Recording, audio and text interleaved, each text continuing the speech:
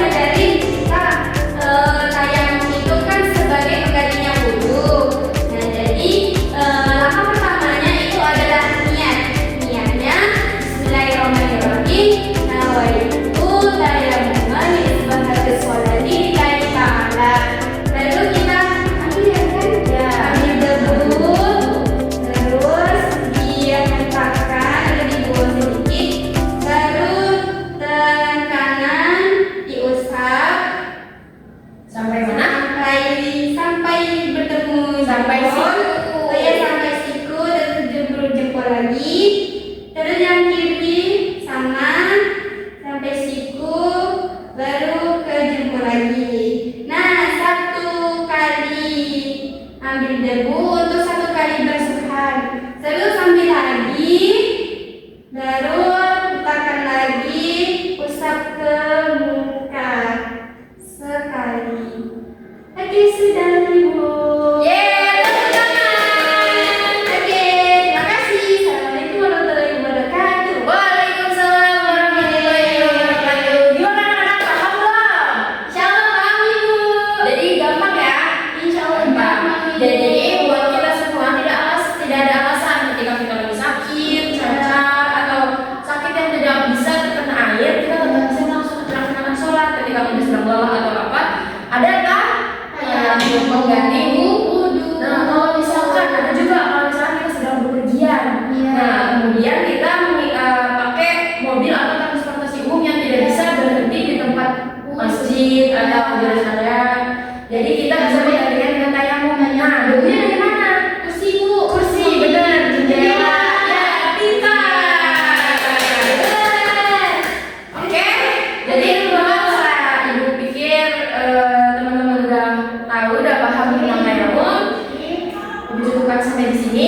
Ibu kasih PR. Jadi besok adalah menulis langkah-langkah tayamum seperti yang tadi sudah dicontohkan.